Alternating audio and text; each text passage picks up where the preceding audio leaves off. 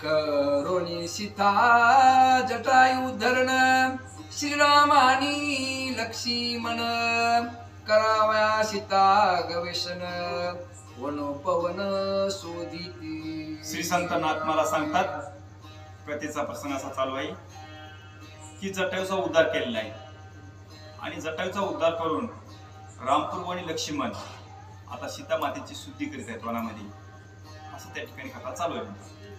One शोधिता Laxman तव देखता होय अपशकुन तेने भय कंपायमान सांगता होय श्रीराम.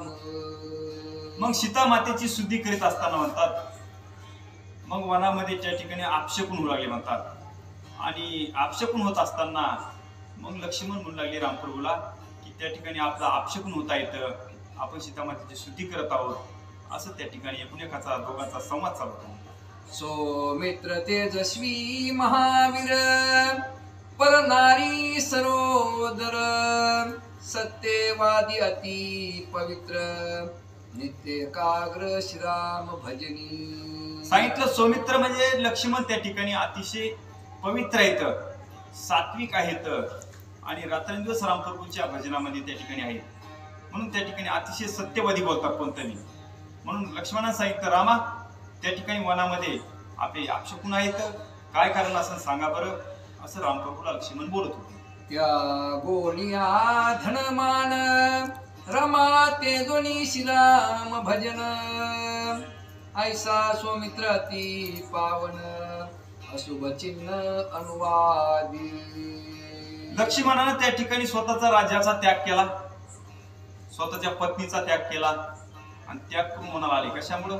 केवळ रामप्रभूच्या भजनामुळं, रामप्रभूचं भजन करण्याकरता, रात्रंदिवस रामाची सेवा करण्याकरता रामप्रभू काय आले, आपलं लक्ष्मण आले म्हणतात आणि लक्ष्मणाने त्या ठिकाणी नित्य सेवा त्या ठिकाणी केली. असे महान भगवत भक्त लक्ष्मण आहेत म्हणतात. बाहू स्फुरती दुखायमान अशुभ लवती लोचन तरी श्रीराम होई सावधान अति विघ्न दिसत आहे. महाराज म्हणतात की दोघं भाऊ चलत असताना वनामध्ये अतिशय त्या ठिकाणी दुर्धर विघ्न दिसत आहे लागली आणि ते विघ्न की आपशकून होऊ लागले म्हणतात आणि आपशकून होत असताना विघ्न निश्चितपणे येत असते. म्हणून त्या ठिकाणी शकून आणि आपशकून पहिले लोक मानतच होते आणि ते ठिकाणी मानू लागले. सांगितलं काहीतरी निश्चित राक्षस येणार आहेत असं रामप्रभूला भासलं. सवे जाती पै चाप कुशब्द बोलती वायस द्विदाहे कोंदले आकाश दिसले त्रास पशु पक्षा. सांगितलं तशा प्रकारे एखादा धोंडा मारल्यानंतर पशु पक्षी असे चिव चिव चाव चाव करते, तशा प्रकारे सगळे पक्षी आरड उठला म्हणतात वनामध्ये, जोरजोरात त्या ठिकाणी आरडू लागले आणि आपला आपला जीव प्राण जसा घेऊन हारणं पळत येतं, ससे पळत येतं, जसं काही माग लागल्यानंतर तसे सगळे पळू लागले. अशी बिकट अवस्था त्या ठिकाणी दुर्धर वनामध्ये रामप्रभू आणि लक्ष्मणानं पाहिली. ऐसे देखो निया चिन्ह दोघे झाले सावधान पुढे करावया गमन तव दुर्धर विघ्न ओढवणे. असं रामप्रभू आणि लक्ष्मणानं बघितल्यानंतर दोघ जण म्हणतात, नाथ मला सावध झाले की आपल्याला काहीतरी विघ्न येणार आहे, त्याच्यामुळे सावध राहावं आपण. म्हणून दोघ जण सावध राहिले आणि पुढे त्या ठिकाणी काय घडलं ऐका. श्रीरामा लक्ष्मणा सन्मुख वनी आली महाक तेने दुमदुमिले तिन्ही लोक वनी वनोक गज बजिले.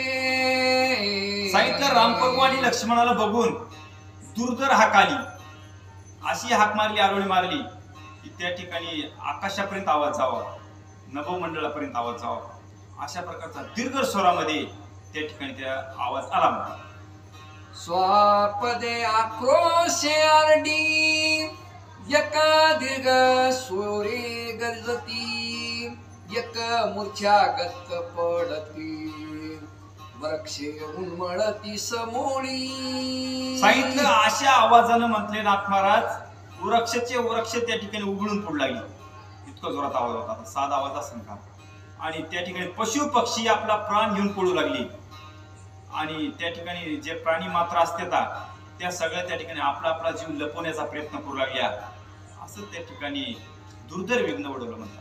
ऐसे देखो नि दोघे जण धनुष्य सजोनिया बाण वणीचे निर्जळा वया विघ्न सावधान चालिले. अशा प्रकारचं विघ्न बघितल्यानंतर रामप्रभू आणि लक्ष्मण त्या ठिकाणी दोघांनी आपले बाण धनुष्य बाण सजवला. आणि धनुष्य बाण सजवून त्या ठिकाणी आपण सावचित्त त्या ठिकाणी कुठून विघ्न येईल, कुठून वार लागण आपल्याली आणि युद्धाला कोण येईल अशा प्रकारे म्हणून सावचित्त दोघ जण होते. शोध करावया दंडकारण्ये हे माझी प्रतिज्ञा संपूर्ण तरी आधी निरसोनी येथीचे विघ्न मग गमन पुढे करू. रामप्रभून पण केलेला होता की दंडकारण्यामध्ये आल्यानंतर दंडकार्य वनामध्ये एक सुद्धा राक्षस राहिला नाही पाहिजे, एक सुद्धा राक्षस त्या ठिकाणी शिल्लक राहिला नाही पाहिजे. दंडकारण्य सगळं सपाट करायचंय राक्षसाई आणि सपाट करूनच त्या ठिकाणी पुढचं कार्य करायचंय असा रामप्रभूचा पण होता असं सांगतो. ऐसे बोलूनी श्री रघुनाथ विघ्न निरसावया चालिला तेथ तव राक्षस अत्यद्भुत या वनात देखिला. नाथमहाराज म्हणतात दुर्धर वन त्या ठिकाणी त्या वनामध्ये बाण सोडल्यानंतर सगळे त्या ठिकाणी झाडे वगैरे सपाट झाल्यानंतर म्हणतात दुर्धर राक्षस देखला, अतिशय भयानक राक्षस असा रामप्रभू आणि लक्ष्मणाला दिसला. सकंठ मस्तकी नाही शिर आकाश प्राय दीर्घ शरीर उदरोदरी मुख क्रूर दाडा अत्यग्र कराळ. काय सांगा म्हणजे दारा कराळ म्हणून अतिशय भ्याताड ते भ्याताड शरीर म्हणतात. शरीर सुद्धा दिसणार त्याचं आकाशाला भिडलेलं शरीर. अशा प्रकारचं दुर्धर शरीर भ्यासूरचे भ्यासूर राक्षस म्हणतात. रामप्रभू आणि लक्ष्मणानं पाहिला. धक धकीत दोन्ही नयन अति क्रोधी निमग्न आणि तळवटी भग्न चरण बैसले स्थान सोडिला.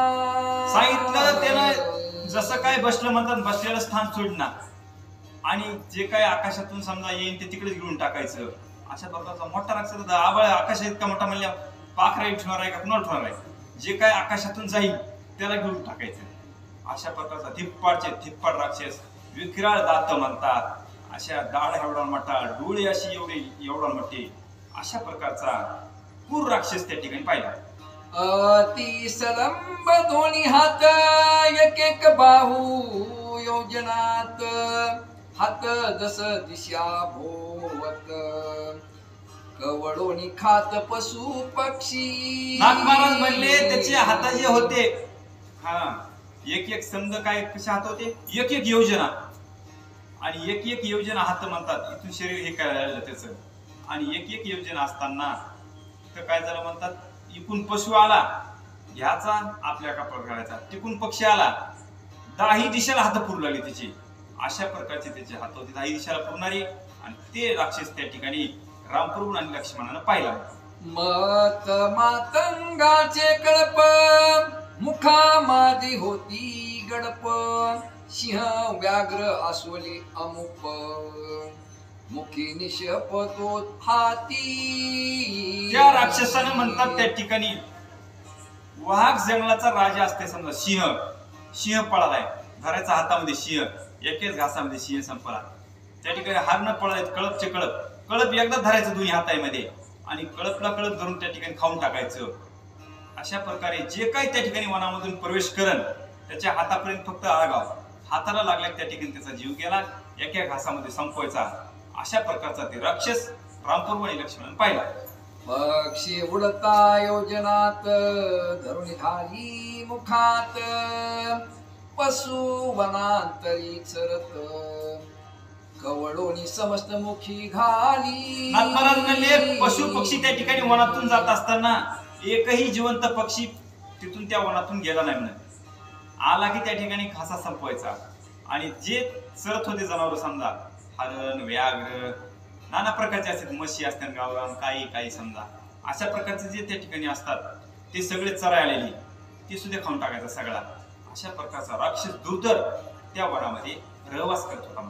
गाव गाव उंचात अखंड गगनात भोवत, प्राणी त्याते न देखत, दुर्णी मुखात सोय घाली. सांगितलं त्याचं एवढं मुख मोठं होतं, प्राणी म्हणतात ते मुखामध्ये जाऊ लागली म्हणे.